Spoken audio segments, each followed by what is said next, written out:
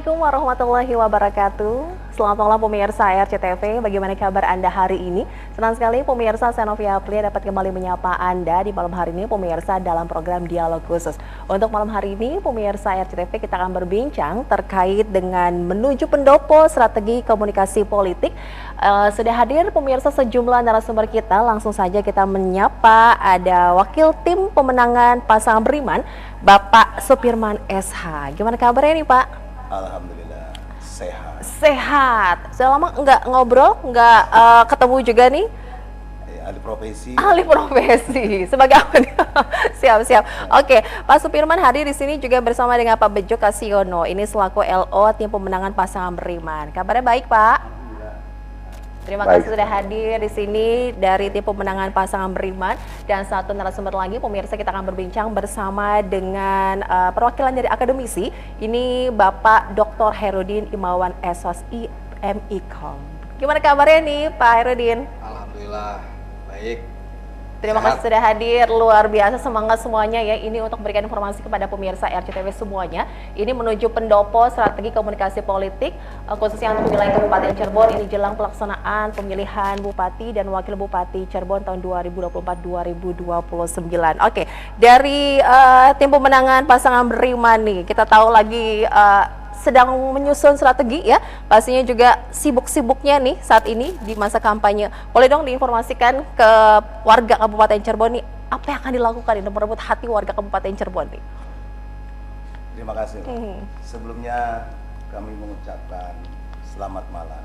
Assalamualaikum warahmatullahi wabarakatuh. Waalaikumsalam warahmatullahi wabarakatuh. Kami pasangan beriman. Ini bukan menuju, tapi balik lagi. Balik lagi? Iya. Ini temanya kita melanjutkan. Begitu, siap. Alhamdulillah pasangan beriman ini kalau bicara pendopo sudah 5 tahun di pendopo. Sementara terjeda, sekarang kita akan kembali lagi ke sana, akan siap. Kalau istilahnya sih, kalau bahasa bupatinya, menjadi tangan panjangnya Allah. Katanya di semesta ini luar biasa ini. Mantap sekali. Dengan slogan beriman, siap. Dan memang betul kita sekarang lagi banyak menyapa warga, baik tingkatan pemula, milenial, maupun dari segala sisi. Yang intinya bukan saja mencari atau mengajak untuk memilih kita, tapi intinya 5 tahun ke depan itu kita harus berbuat apa. Kan begitu. Jadi karena yang lebih di depan adalah itunya. Karena kadang-kala kita terlena, kita mencari masa sebanyak-banyaknya, setelah itu mau dikemanakan, ini yang tidak pernah terpikirkan. Jadi makanya, sudah optimis sekali nih ya? Oh iya, kita pasti karena katanya kan Allah tergantung prasangka hambanya. Makanya hambanya mengatakan kita pasti terpilih menjadi tangan panjangnya, akan dimanfaatkan sama Allah untuk di Kabupaten Cirebon. Yang kita siapkan adalah bekal permasalahan yang harus kita selesaikan selama 5 tahun yang kemarin. Kekurangannya apa akan kita selesaikan di 5 tahun berikutnya. Oke, sebelum akan memberikan apa kepada warga, ini kan sudah melewati proses pemilu gitu kan ya, harus ada tahapan dulu kan untuk bisa meraih suara terbanyak. Nah itu kan prosesnya bagaimana tuh? Pak Bejo, bagaimana nih Pak? Dari awal nih Pak, sekarang sudah masuk hari kedua kampanye juga nih Pak, ini kan menyasar ke semua kalangan, kemudian juga dari berbagai kelompok juga Pak Bejo. Iya, terima kasih. Jadi hari ini kan hari pertama berkampanye sih, hari kedua berkampanye, mohon maaf. Cuman kita ya alhamdulillah bahwa calon kita kan Pak Haji Imron Nursyadi dan Pak Agus itu sudah menjalani proses-proses yang kemudian ditetapkan oleh tahapan KPU. Sampai hari ini juga alhamdulillah ditetapkan sebagai bakal calon. Dan hari ini sudah ditetapkan sebagai calon. Ya, sudah barang tentulah tadi sampaikan oleh Mas Tongkeng keterkaitan dengan apa sih harus kita kerjakan. Kan? Tentunya hal-hal yang terkait dengan menjadi isu strategis masyarakat. Apa yang menjadi keluhan masyarakat, apa yang kemudian menjadi kesulitan masyarakat itu yang kemudian kita kerjakan ke depan seperti itu. Jadi tadi sampaikan bahwa sebenarnya apa harus kita cari masa dan sebagainya. Tidak seperti itu juga. Nanti tadi sampaikan bahwa kita mencari hari ini mencari masa, besok bagaimana dan seterusnya. Jadi kita datang ke masyarakat itu menawarkan program. Menawarkan program. Seperti itu, kurang lebihnya seperti itu lah. Baik. Sehingga program itu bisa bermanfaat untuk masyarakat Kabupaten Cirebon. Bukan saja kelompok-kelompok tertentu, tapi organisasi partai politik, PDI Perjuangan, Nasdem dan Hanura saja. Namun seluruh masyarakat Kabupaten Cirebon seperti itu. Oke, ya. Melihat pelaksanaan pemilu untuk Bupati dan Wakil Bupati di Kabupaten Cirebon tahun 2024 ini dari akademisi ya, Pak Hairudin. Apa sih keunikan yang menarik nih dari pemilu untuk tahun 2024 ini? Ya, terima kasih Mbak Novi. Saya kira banyak hal yang menarik ya. Yang pertama adalah masyarakat kita, politisi kita, semua unsur yang terlibat dalam arena kontestasi pilkada ini menemukan hal baru di mana aturan PKPU berubah tentang aturan pasangan calon. Saya kira itu sudah termaktub dalam PKPU dan saya kira semua partai politik, semua pasangan calon akan on the track sesuai dengan aturan itu. Ya. Itu yang kemudian membedakan dengan yang lalu. Pemilu sebelumnya ya. Yang lalu itu kan kalau sudah 4 pasangan calon kita udah deg-degan. Putaran kedua atau gimana, ya kan? Dua putaran. Nah, iya kan? Kalau sekarang putaran kedua cukup DKI aja. Daerah nggak sampai. Nah, itu satu ya. Regulasi. Yang kedua, mencermati pasangan calon yang muncul, saya kira ada sisi yang unik di situ. Yang uniknya apa tuh? Pertama, impact dari peraturan itu muncul koalisi partai non parlemen. Itu. Yang kedua, bahwa kita melihat pasangan calon lainnya ini merupakan orang-orang yang sudah lama muncul sebenarnya. Orang lama nih ya. Sudah lama berkecimpung dalam arena politik. Di situ ada mantan bupatinya. Ya. Di situ ada mantan wakil bupatinya. Bupati. Di situ ada mantan Ketua ketua DPRD. DPRD-nya. Komplit sudah. Jadi sebenarnya mereka yang selalu setiap hari punya komunikasi dan cara-cara khusus, clear sebenarnya tuh memahami Cirebon. Iya. Ya. Tapi kenapa harus diperdebatkan lagi, ya kan? Soal kualitas, soal popularitas, soal elektabilitas ke depan nanti, mereka sudah mengukur diri masing-masing, ya, seberapa kuat mereka mampu mempertahankan image lama, proporsi lama, dan menghadirkan hal baru. Nah, kuncinya ini kan menghadirkan hal baru. Menghadirkan hal baru. Sisi unik ya. Menurut saya soal gender juga masuk dalam komposisi itu. Apakah sebagai calon bupati ya ada Bu Ayu, dan sebagai calon wakil bupati ada Mbak Dia, ya kan? Ya, itu representasi sudah. Ya, semuanya merepresentasikan kelompok masyarakat ya. Ya dulu mungkin pasangan yang nomor berapa itu, pasangan nomor 1 ya. Mungkin kita tidak terbayangkan mereka maju lewat jalur independen. Ternyata kan dengan aturan baru, mereka bisa punya dukungan, lebih mudah gitu. Nah ini hal-hal yang unik ya. Selain itu tentu dinamis lah, saya kira dinamis dengan pengalaman-pengalamannya. Dinamika itu akan hadir setiap saat dan ini justru menjadi peluang ya, bagaimana pasangan calon memanfaatkan momentum itu, dinamika itu menjadi sebuah power ya untuk meningkatkan popularitas dan elektabilitas tentunya. Walaupun tetap kembali pada modal mereka. Modal ya, dari masing-masing pasangan calon ini ya. Capital itu kan bukan dikonotasikan dengan you punya uang berapa gitu kan. Ya. Tapi banyak hal saya kira yang menjadi unik. Boleh jadi pasangan yang tidak terlihat ya, justru mereka punya senjata ya, punya amunisi untuk dikeluarkan saat momen-momen tertentu ya kan. Bom begitu. Atau ya? Sebaliknya, mereka yang sudah terlihat pasangan calon yang sudah terlihat survive dari sisi capital, belum tentu juga pada saat praknya nanti mereka bisa memanage ya modal itu menjadi sebuah power yang bisa menggerakkan. Jadi belum bisa ditebak partai, ya? menggerakkan Sewaktu tim. Waktu bisa berubah ya? Sewaktu-waktu bisa berubah. Saya kira keunikan lainnya ya, kejutan itu akan selalu ada. Kejutan. Saya melihat ya Kang Toeng ini sebagai sebuah kejutan. Kejutan. Muncul.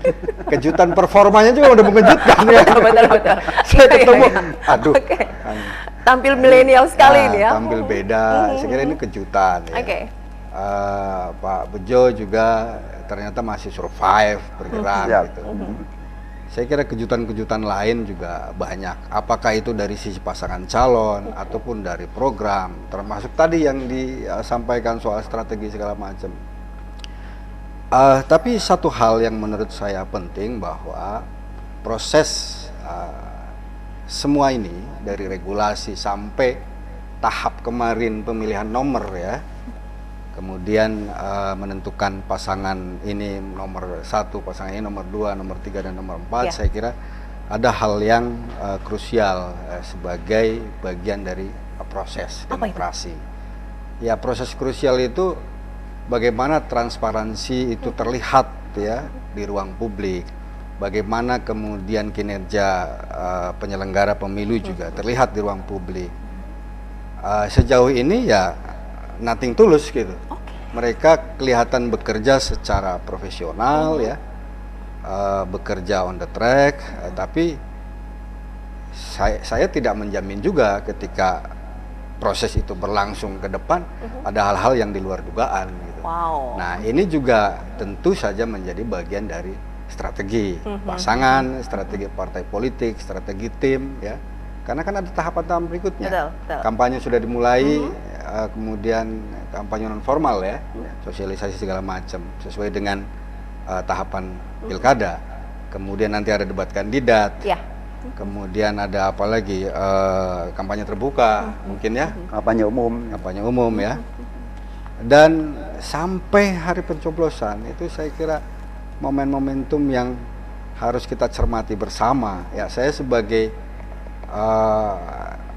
akademisi tentu mencermati itu bagian dari konteks proses demokrasi yang harus dipelajari gitu. Baik. Dan saya tunggu kejutan-kejutan itu. Tunggu kejutan-kejutan ya. Kejutan satu udah keluar nih, beliau ya kan. Iya, betul. Dengan performa Oke. yang luar biasa. Apalagi nih kejutan-kejutan ini menyambung apa yang disampaikan Mas Herudin ya terkait dengan menampilkan hal-hal baru, kejutan-kejutan yang akan diberikan kepada warga Kabupaten Cirebon dari pasangan beriman nih. Bagaimana tim pemenangannya? Ya. Jadi kalau dilihat dari judul, ini kan komunikasi. Ko itu teko, bunyi itu Suara, bunyi, ngomong. kasih itu beri. Apa yang kita beri ke masyarakat, kan begitu. Makanya sekarang lagi dilakukan nih Oke. pasangan kita nih, Pak Haji Imron, dia teko, undangan siapapun masyarakat yang mengundang dia datang, termasuk wakil bupati.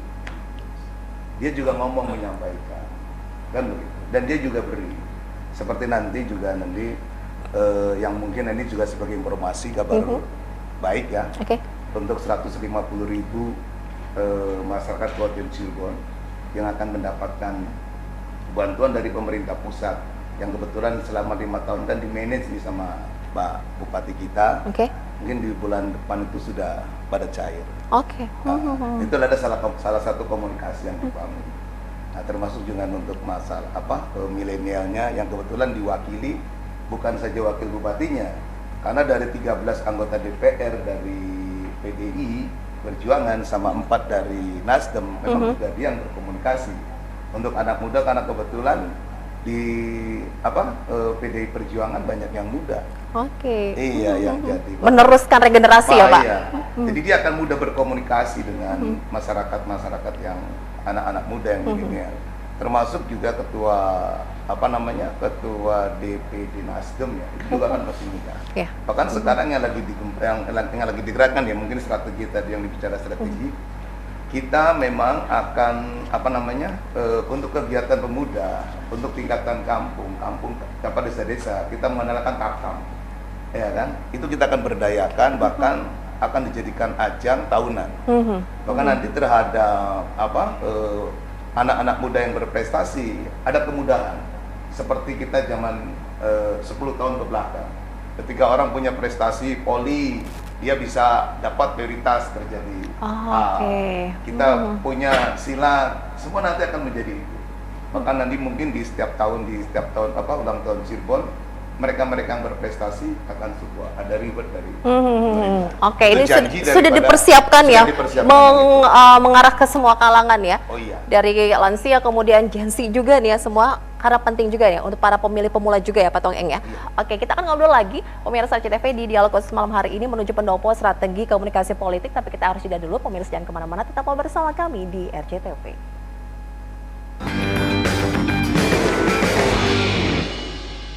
Terima kasih pemirsa, Anda masih bergabung bersama kami. Line telepon kita buka untuk Anda yang ingin berpartisipasi. Silakan bisa telepon di 0231482138 ya. Untuk malam hari ini pemirsa menuju pendopo strategi komunikasi politik bersama dengan Mas Herudin. Ini perwakilan akademisi kita. Kemudian juga dari tim pemenangan beriman ada Pak Supirman dan juga Pak Bejo. Oke, kita melihat ya untuk pelaksanaan pemilu di Kabupaten Cirebon, pilkada ya, di pemilihan Bupati Wakil Bupati Cirebon ini sudah mulai ramai ini ya. Ini di masa kampanye juga. Sebenarnya apa sih yang diinginkan oleh warga Kabupaten Cirebon dari penglihatan Mas Herudin? Ya, keinginan bagi warga Kabupaten Cirebon tentu lebih baik. Lebih Ya. baik. Spesifikasinya bagaimana Kalau dari berbagai tadi aspek? Mas Tong Eng menyadari ada hal masa lalu yang kurang dan saat ini harus diperbaiki 5 tahun mendatang, ya is okay gitu. Tapi persepsi orang tentu berbeda-beda.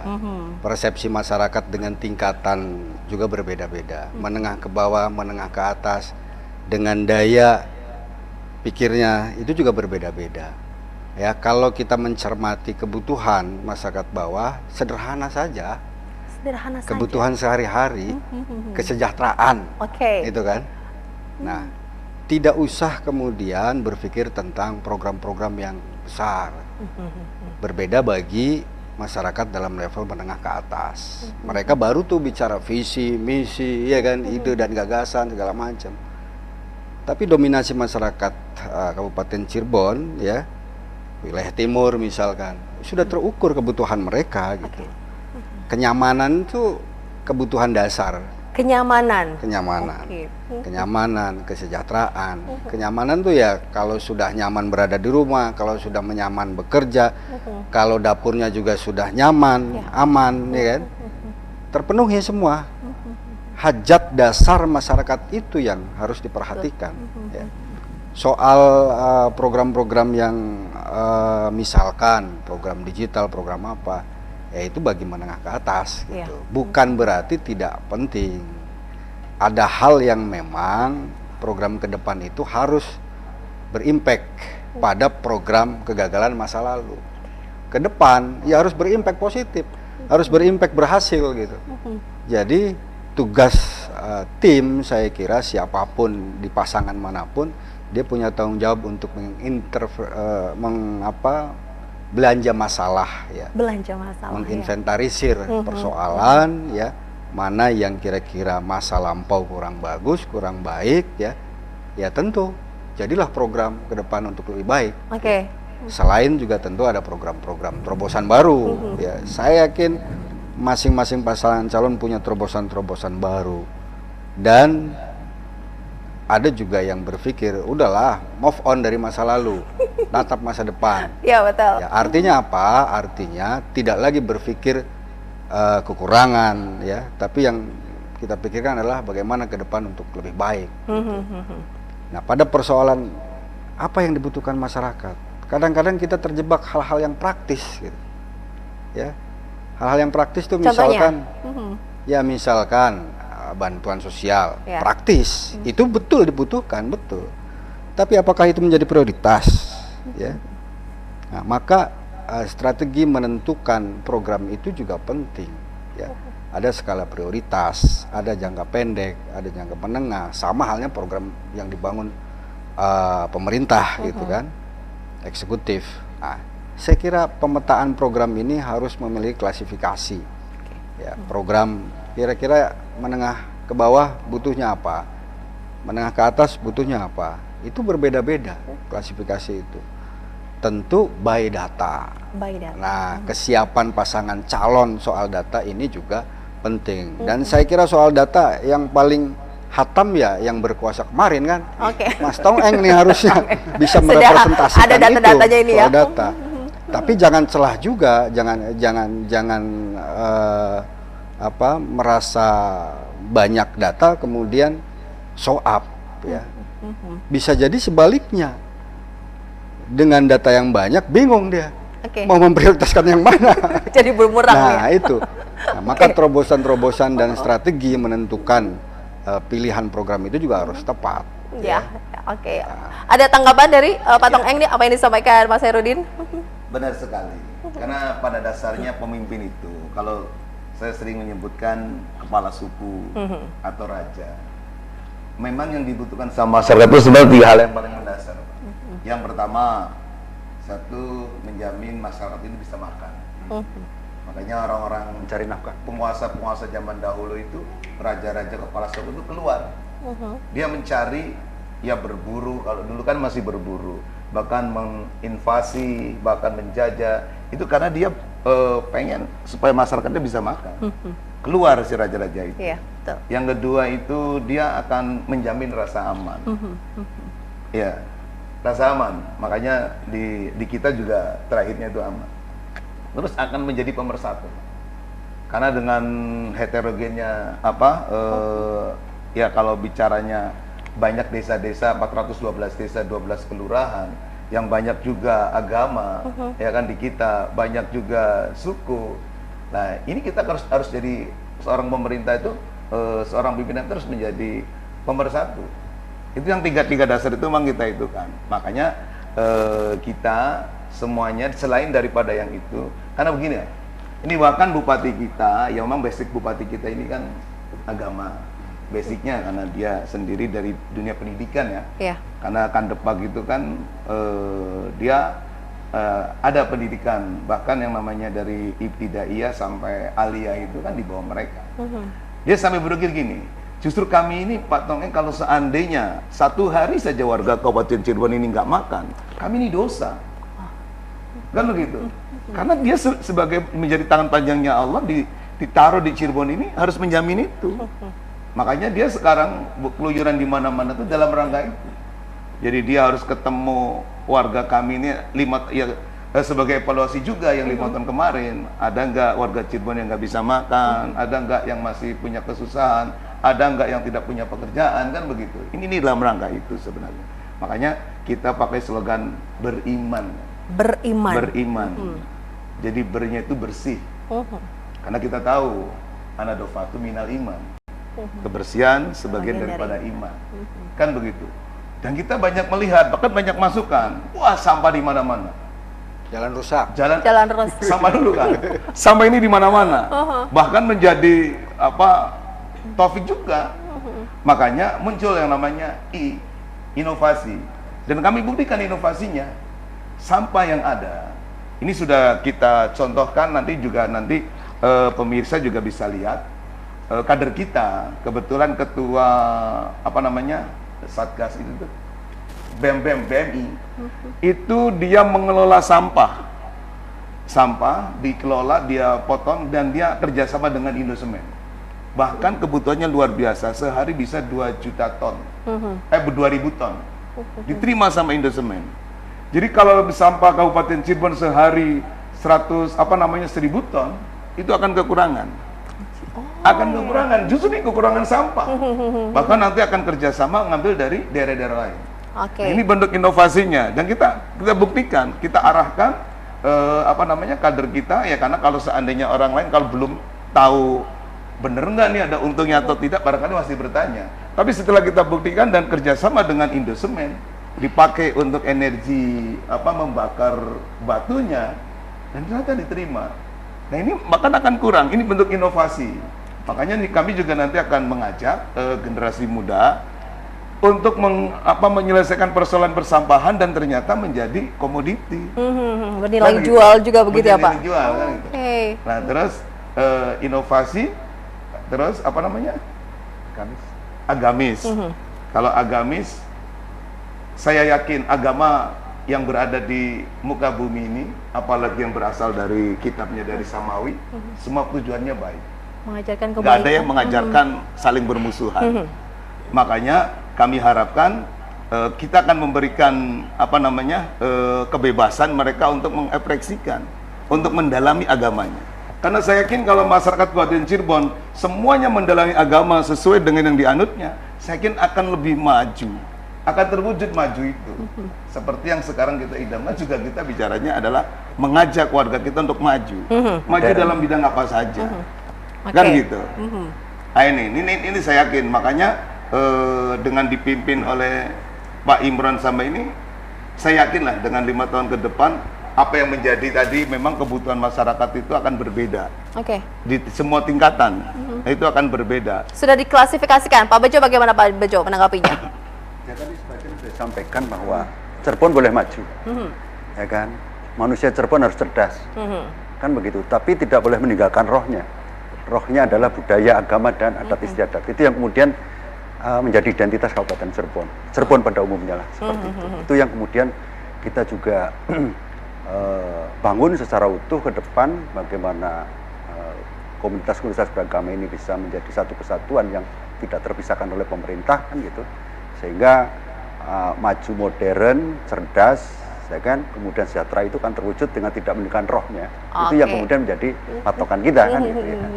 Dan hal-hal yang terkait dengan tadi sampaikan Mas Tongeng, itu benar bahwa keterkaitan dengan produktivitas itu memang menjadi titik kita, termasuk di teman-teman muda, Gen Z dan sebagainya.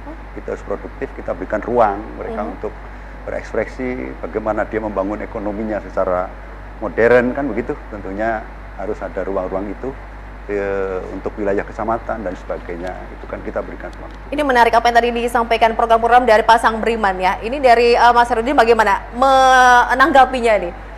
Ya, program itu kan menjadi bentuk keseriusan ya, yang dituangkan dari visi misi tentunya. Maka menurut hemat saya ya, program itu memberikan ciri karakteristik ya dari pasangan calon itu sendiri. Representasi dari tadi pasangan beriman ya, dengan tagline beriman, pakai kopiah, ya, kelihatan dewasa, ya, itu representasi gitu. Nah, kira-kira representasi itu dibutuhkan tidak oleh masyarakat yang lebih hegemonik gitu terhadap problematika, terhadap persoalan-persoalan yang muncul gitu. Jadi yang hegemonik inilah yang kemudian menjadi persoalan. Masyarakat menjadi tidak berdaya. Kekuasaan, apalagi kekuasaannya. Kekuasaan itu dianggap hegemonik kalau sudah masyarakat itu tidak berdaya tapi tidak merasakan ketidakberdayaan. Nah, itu keberhasilan pemerintah yang hegemonik itu. Nah, maksud saya dengan konsep beriman, dengan representasi kedua tokoh itu mampu tidak menghilangkan hal-hal yang berkonotasi negatif, membangun hal-hal yang positif. Tentu itu juga harus disampaikan secara bijak. Ya. Dalam konteks komunikasi, apalagi komunikasi politik ya yang kita bahas saat ini, ya, konsep pesan ini menjadi penting. Ya, tapi tidak boleh dilupakan siapa yang kemudian menjadi komunikator politiknya. Ya. Komunikator politiknya sosok yang muda, sosok perempuan misalkan, yang punya karakter energi, atau sosok yang adem ayem ya merepresentasikan agama, iya. Ya, menjadi orang tua itu kan masing-masing punya alasannya ya. Tapi di antara pesan yang disampaikan ini tentu orang tetap melihat ya, unzur maqala wala tanzur maqala. Jadi lihatlah apa yang disampaikannya, jangan melihat siapa yang menyampaikannya. Oke, mampukah itu menjadi pasangan penting. beriman ini ya? Ya, Dijawabin nanti, kita tahan representasi dulu. kadang-kadang bisa betul, kadang-kadang juga bisa bias ketika baiklah. pesannya salah diartikulasikan. Hati-hati gitu ya Mas Herudin ya. Oke, kita akan lanjut lagi pemirsa obrolan kita saat lagi, jangan kemana-mana.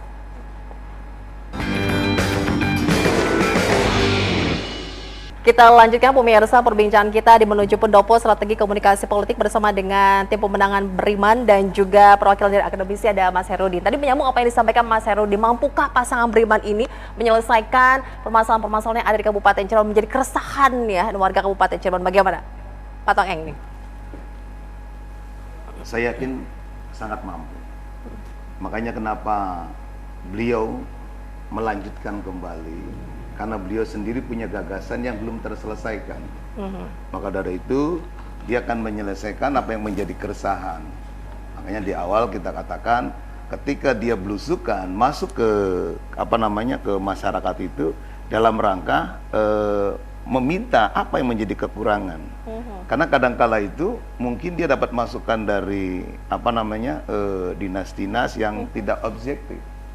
Maka saya katakan ketika dalam penyusunan visi misi juga betul, kita jangan hanya punya keinginan tapi kita tidak punya solusi. Makanya saya katakan modal dasarnya apa Pak ketika Bapak maju lagi?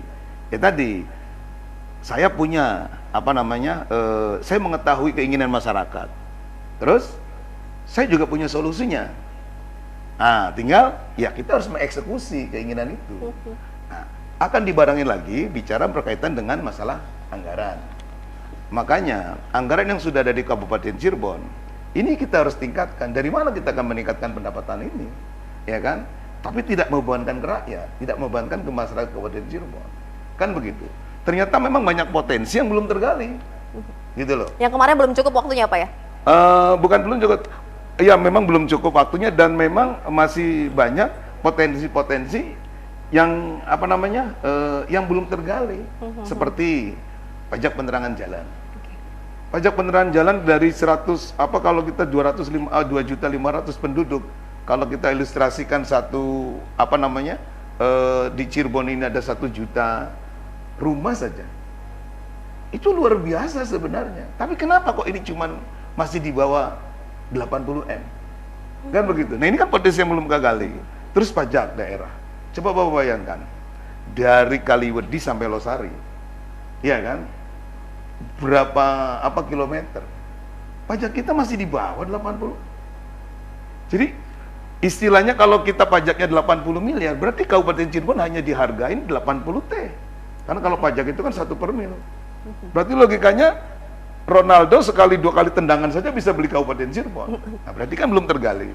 Ya kan? Terus banyak potensi. Makanya kita juga akan membuka ruangan.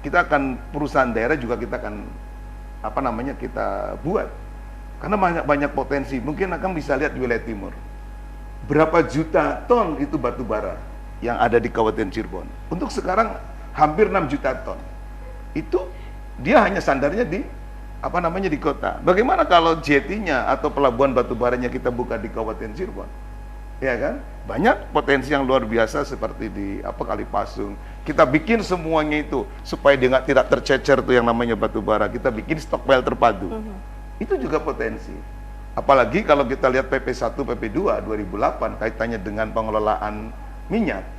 Ya kan? Jadi daerah boleh mengelola. Coba kita lihat dari ujung perbatasan Indramayu sampai kalau kita lihat kotanya sampai ke PGC. Itu di kedalaman yang sama di 1.500 kita sudah menemukan gas NO. Dan itu daerah boleh. Nah, ini yang banyak potensi-potensi yang harus digali tapi membutuhkan sumber daya. Oke. Itu di sana. Jadi makanya yang tadi dipersoalkan mampu nggak akan menjadi merubah atau apa yang tadinya yang belum terselesaikan bisa terselesaikan. Saya katakan mampu. Tapi di sisi lain juga kita juga minta kerjasamanya terhadap masyarakat untuk taat asas. Ya kan, dengan program-program yang kita berikan ya masyarakat juga harus. Karena kita juga selain daripada bicara memperbaiki infrastruktur, kita juga harus memperbaiki diri. Oke. Itu yang lagi kita iniin. Saya nambahkan aja. Siap. Bagaimana Pak Bajo? Keterkaitan dengan mampu tidak tentunya akan segala sesuatunya akan kita harus bisa mampu.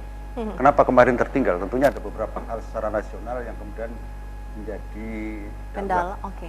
COVID-19 itu berapa anggaran yang terefocusing yang perlu di dalam SK bersama 3 menteri dalam negeri, menteri PMK dan menteri keuangan, ya kan itu kan sekurang-kurangnya 50%. Nah, selama 20, 21, 22, 23 seperti itu. Nah, inilah kemudian juga menjadi bermasalah buat seluruh pemimpin daerah, kan gitu. Ya memang itu menjadi kewajiban karena bagaimanapun juga yang namanya darurat negara yang kemudian harus dilaksanakan oleh pemerintah daerah, kan? dan kemudian menggunakan sebagian besar dari anggaran pemerintahan daerah, ya kan, itu yang kita utamakan adalah nyawa kan. Oke. Itu sebuah perintah kan. Oke, gagasan ditawarkan dari pasangan Braemar ini tadi kembali lagi hak dasar warga ya. Ini yang nggak muluk-muluk, yang penting nggak lapar. Setiap harinya ini hidup nyaman. Semuanya ini tidak ada kesulitan gitu ya dihadapi oleh warga. Ini sesuai dengan diinginkan warga Kabupaten Cirebon nggak sih, Mas Herudin? Ya, kita coba lihat saat ini, kebutuhan saat ini, kebutuhan mendasar saat ini. Kemarin kita kemarau ya, terlampau panjang. Gitu. Kebutuhan air bersih di beberapa desa sampai harus mendatangkan tangki-tangki itu. Krisis air bersih ini. Sekarang masa peralihan, sebentar lagi musim hujan. Betul. Banjir ancamannya. Nah, itu kan siklus problematika tahunan yang tak kunjung terselesaikan. Persoalan air bersih dan persoalan air yang melimpah gitu, banjir. Kurang air dan melimpahan air ini kan ini sumber daya yang potensial ya kalau betul-betul dimaksimalkan ya. Hujan itu kan berkah gitu. Kenapa nggak dibuat Tampung. misalkan reservoir air, kemudian penampungan air, embung dan lain sebagainya. Kan realistis sebenarnya tuh. Oke. Terus saat musim kekeringan, kenapa nggak ada teknologi yang bisa menghasilkan air gitu? Teknologi kan sudah banyak sekarang, ya. Tapi kenapa tidak ada upaya gitu? Anggaran, ya. Saya kira beliau nih politik anggarannya jago gitu. Jago, ya. Harusnya kemarin tuh Pemahamannya. menghasilkan ide-ide dengan gagasan-gagasan yang dipraktekkan gitu. Nah, ini sekarang saya melihat ada anekdot. Ya. Ketua DPRD-nya ada, ya kan? Bupatinya ada di situ. Wakil bupatinya ada di situ. Representasi masyarakatnya ya di pasangan berapa nih? Ada di situ, ya kan? Iya kan? Semua komplit. Jadi kalau kita melihat mereka sudah punya pengalaman. Jika kabupaten kemarin kurang baik, ya, maka siapa yang disalahkan? Oke. Ya, masing-masing punya pengalaman. Kata bupati bilang, kita butuh regulasi yang pas. Peraturan daerahnya terlambat terus, molor terus. Pimpinan dewan dan anggota lainnya kadang-kadang memperhatikan aspek-aspek lain, kunjungan, jalan-jalan dan lain sebagainya. Ke legislatif nih ya. Nah, iya kan? Di sini ada loh calon yang dari legislatif, pimpinan dewan. Bupatinya, kebijakan bupatinya, program bupatinya yang tidak pas, ya, tidak aspiratif. Bupatinya kurang turun ke bawah, kurang mendengarkan. Ini saling menyalahkan. Wakil bupati, kalian, Anda kan bagian dari pemerintahan. Kenapa Anda tidak bisa berbuat? Alasannya apa? Soal kewenangan. Kembali lagi. Masing-masing punya alasan untuk menghindari problematika itu. Ya. Jadi saling lempar nih, Mas. Anekdotnya begitu. Maka momentum saat ini, ketika mereka hadir kembali, ayo buat gagasan yang realistis, yang terukur, ya. Jangan saling menyalahkan gitu. Jangan saling menyalahkan. Ini catatan Kalau ya. ada yang merasa itu menjadi dosa bersama, ya tanggunglah bersama. Tapi kalau ada yang gentle, itu bukan dosa saya, Harus bukan menjadi masa lalu saya, ya sudah. Berdiri, melangkahkan kaki, menghayunkan tangan untuk perbaikan gitu. Oke. Ya. Nah, ini harusnya sportif gitu. Tidak saling lempar, tidak saling hindar. Nah, itu kan. Nah, maka beragam persoalan yang dihadapi tadi, soal ancaman banjir, kekeringan, ya, kemudian soal sampah tadi yang disebutkan, soal jalan rusak, ya, nggak perlulah saling menyalahkan, ya, masing-masing punya penilaiannya sendiri, ya, soal kewenangan, soal siapa yang buat regulasi, Anggaran terbatas. anggaran terbatas, ya saya kira alasan boleh aja gitu. Banyak. Saya sebagai masyarakat, Iya. akhirnya menilai kan, ini pemerintah main-main, ya, serius, atau gimana gitu kan? Atau nggak ngerti gitu. Atau nggak ngerti sama sekali. Nah, ini problem. Oke. Nah, jangan sampai kemudian problematika yang tidak terselesaikan ini melahirkan apatisme masyarakat. ya, yang berakhir pada apa? Yang berakhir pada partisipasi pemilih di pilkada nanti turun gitu. Nah, maka tanggung jawab pasangan calon, tanggung jawab kita semua bagaimana meningkatkan partisipasi masyarakat dengan melihat problematika yang ada, melihat ide dan gagasan dan solusi serta langkah-langkah yang kira-kira rasional gitu. Kan itu jawabannya. Betul. Pasangan beriman menjamin hal itu semua? Misal kalau kita memberikan rasa aman, konteks dalam rasa aman itu bukan ketertiban masyarakat juga, jadi aman dari banjir, ya kan, aman dari kekeringan seperti itu. Dalam konteks kemudian kita bicara soal banjir tadi, memang itu sebuah hal yang tahu, dan saya kebetulan di Komisi 3 waktu itu, ya kan, saya dikasih tugas untuk bagaimana wilayah Gunung Jati tahun depan itu nggak banjir, kayak gitu. Nah, pengalaman saya kemudian saya inventarisir, ya kan, wilayah atau kewenangan-kewenangan, misalnya kali ini wilayah kewenangan provinsi ini, kabupaten, dan di wilayah ini adalah BPWS pusat dan seterusnya. Kita sinkronisasi, kita dalam konteks ini kan bagaimana menyelesaikan banjir di Gunung Jati saat itu. Akhirnya kalau bahasa kitanya itu kerja keroyokan. Kerja keroyokan. Seperti itu, konteksnya seperti itu. Jadi memang tidak bisa kalau kemudian. Jadi menjamin tidak ada lagi banjir ya, langganan banjir di wilayah Kabupaten Cirebon ya. Tidak-tidaknya ya sangat-sangat mengurangi. Bebas sampah, bebas dari jalan rusak begitu. Kita berikan jaminan seperti itu. Jadi ini bicara rasional. Memang ini luar biasa. Solusinya sebenarnya ada. Ya kan? Karena kita bukan di gurun pasir yang tidak kekurangan air. Kan begitu. Setiap musim setiap musim hujan banjir, kemarau setiap kekeringan. musim kemarau kekeringan. Ini kan sebenarnya mestinya kan ada solusinya. Bagaimana air yang berlimpah itu kita tampung, yang akan kita pergunakan ketika musim kering, kan begitu. Nah, ini makanya langkah rasionalnya kita cari dulu akar permasalahannya. Kita bisa nampung nggak terhadap air itu, kan begitu. Karena apa? Untuk khususnya wilayah ini sangat kasihan ya, untuk wilayah Ciledug dan sekitarnya yang selalu itu. Apa ini bisa terjadi ini? Ini kan dari hulu ke hilir Pak harus Pak. Iya, makanya kan tadi ketika air berlimpah, kita taruh di mana, kita tampung di mana, karena akan kita pergunakan nanti setelah itu. Ini kan sebenarnya harus dibuka. Kami sudah menawarkan untuk makanya nanti kita akan membentuk namanya tim percepatan pembangunan, di antaranya memberikan solusi itu. Jadi memang betul, bahkan masyarakat ini punya hak satu hari itu mendapatkan 26 liter. Siap. Ya, jadi nanti sebenarnya tidak akan ada lagi kalau seandainya konsep bernegara atau ini sudah benar. Kenapa? Makanya saya juga memacu nanti kepada PDAM untuk mencari air bersih, sumber air bersih. Bahkan kita mengenal yang namanya sungai dalam tanah, dan itu belum terekspos, belum terangkat itunya. Makanya coba kita lihat ada daerah namanya daerah Rawa Urip tuh, rawanya hidup karena ternyata di bawahnya itu ada sungai dalam tanah atau kita sebut sungai purba. Baik, jadi sudah banyak program ya yang dimiliki nanti dari pasangan beriman nanti saat benar-benar dipercaya oleh warga untuk memimpin Kabupaten Cirebon. Oh iya, makanya tim percepatan kita buat itu dalam rangka memberikan pembangunan yang rasional yang bisa diterima langsung sama masyarakat. Oke, siap. Menghadapi serangan buzzer bagaimana nih? Ini di masa kampanye, dijawab nanti ya. Kita jeda dulu pemirsa, jangan kemana-mana, tetap bersama kami di RCTV.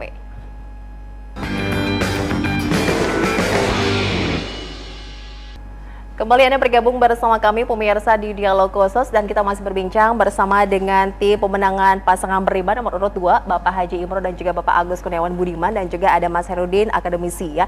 Ini luar biasa sekali malam hari ini ya, sudah banyak disampaikan program-program dari pasangan beriman ya, terus juga dari ada komentar-komentar dari akademisi juga ya. Ini terkait dengan program-program dari pasangan beriman ini. Oke, ini di masa kampanye saat ini pasti semua tim pemenangan pasangan calon 4 pasangan calon di Kabupaten Cirebon ini harus antisipasi dari serangan buzzer. Dari kesiapan tim pemenangan beriman bagaimana kesiapannya nih? Kami sangat siap dan akan memberikan apresiasi. Apresiasi? Iya, karena berarti ada warga yang memperhatikan. Karena kalau pemerintah tanpa koreksi, tanpa ada yang memperhatikan juga kayaknya kurang bagus. Tidak sempurna. Nggak ada gregetnya ya Pak? Iya, karena lampu ini nyala ini karena ada plus min. Kalau plus semua nggak nyala, kan itu. Jadi, tapi saya yakin buzzer-buzzer di Cirebon tujuannya baik, mengingatkan itu supaya pemimpin ini ke depannya tolong kalian harus sadar ketika sekarang ini kalian lagi merasakan bahwa kami ini dibutuhkan, kan begitu. Sudah merasakan itu serangannya? Ya kalau kita anggap bukan serangan lah itu. Bukan sih. serangan. Itu hanya ini aja, imun aja. Imun. Karena kan Luar biasa nih. Iya, kan memang bibit penyakit yang dilemahkan itu justru akan menjadi kekebalan tubuh. Jadi ketika kita bisa melemahkan itu yang namanya bibit penyakit, justru akan menjadi kebal. Akan menjadi baik untuk ke depannya. Jadi sudah kebal nih Pak Sang Beriman ya, Pak Bejo? Sangat sekali. Jadi Karena nggak ada. karena memang begini, Pak. Belum Jadi, atau Pak ini ya? Jadi kenapa saya katakan siap? Yang namanya pemilu pilkada ini kan siklus 5 tahunan ya. Kita Partai PD Perjuangan dan partai yang lain ya kan harusnya sudah bertahun-tahun mengalami itu kan. Kita evaluasi, kita perbaiki kan begitu. Nah, inilah yang kemudian yang akan saya siap. Walaupun ada isu kemudian ada yang kader keluar dan sebagainya ya kan. Itu hal yang menjadi sesuatu hal yang biasa. Buat kami tidak aneh kan begitu. Karena dari hal-hal itu sebut ya kan. Mereka kan tidak menyadari apa sih yang kemudian harus kita perjuangkan di dalam konteks berorganisasi partai politik kan, seperti itu. Nah, dengan demikian inilah yang kemudian saya katakan kuat dan siap, ya kan? Karena sudah terbiasa. Kalau belum terbiasa, ya nggak mungkin bisa kan begitu. Kita sudah terbiasa. Kebal nih ya kayak pasangan Beriman ini ya. Oke. Ada catatan untuk pasangan calon yang melaju nih, 4 pasangan calon nih, Mas Herudin, untuk ke depan ya bagaimana? Ya, saya kira tadi soal buzzer tuh. Soal buzzer itu dalam arena kontestasi harus dipahami itu adalah respon publik ya. Bedanya respon publik yang berbeda ruang. Ya, kalau ruang nyata mungkin bisa seperti ini, bisa berdebat, bisa berdiskusi, berdialog ya kan. Tapi kalau konteks ruang yang berbeda, ruang maya ya. Ini luar biasa. Banyak agen yang bermain, banyak aktor yang bermain ya dalam ruang maya ini, bisa jadi menjadi penghalang ya. Dalam tanda petik arena berperang itu bisa jadi musuh yang tidak terlihat ya kan. Atau juga bisa jadi potensi gitu. Sebaliknya gitu. Bisa sebaliknya ya. Interaksi itu akan menjadi feedback dan menjadi tadi bahasanya imun itu ya. Untuk lebih kuat lagi, untuk lebih memiliki performa yang strong gitu, sehingga bisa menyelesaikan problematika selama musim kampanye sampai nanti selesai pilkada. Saya kira itu, sehingga ke depan sadari bahwa kita punya tanggung jawab besar nih menghadapi masyarakat dalam interaksi sosial dan masyarakat dalam interaksi ruang maya yang repot menurut kita. Iya kan, repot sekali kan. Hawar-hawarnya kelihatan rame, tang ding teng. Tapi kalau sudah ketemu begini, ya clear gitu kan. Betul. Nah, maka dari itu kesadaran kita semua jangan mudah terpancing oleh tadi bahasa buzzer. Ya anggap saja itu dinamika yang berkembang di ruang maya. Toh pada akhirnya ketika bertemu seperti ini, masing-masing menyadari kepentingannya. Apa sih? Membangun Kabupaten Cirebon lebih baik. Itu dia goals-nya ya. Oke, perwakilan dari tim pasangan Beriman, apa yang ingin disampaikan sebagai statement closing kita malam hari ini? Bagaimana, Pak Tong Eng? Kami minta terhadap masyarakat Kabupaten Cirebon, jadikan pemilihan ini adalah awal yang baik untuk 5 tahun yang akan datang. Maka pilihlah yang menurut masyarakat Kabupaten Cirebon layak untuk dipilih dengan berdasarkan rasionalnya, kemampuan, tidak mengawang lah. Kalau kita bahasanya bukan membumi, bagaimana tidak melangit tapi kita membumi. Makanya kami sangat percaya diri, bahkan berani mengajak terhadap masyarakat Kabupaten Cirebon untuk memilih pasangan Beriman. Karena apa? Karena calon kami sangat mampu dan sangat siap untuk mewujudkan apa yang dikehendaki 5 tahun yang akan datang buat masyarakat Kabupaten Cirebon. Oke, terima kasih banyak Pak Tong Eng, Pak Bejo juga. Terima kasih Mas Herudin atas waktunya. Kita harus akhiri untuk perbincangan kita malam hari ini menuju pendopo strategi komunikasi politik. Apa yang disampaikan semoga bermanfaat untuk Anda untuk mensukseskan pelaksanaan pemilu kada di wilayah Kabupaten Cirebon 27 November mendatang. Saya Novia Pramila pamit, sampai jumpa. Wassalamualaikum warahmatullahi wabarakatuh. Waalaikumsalam.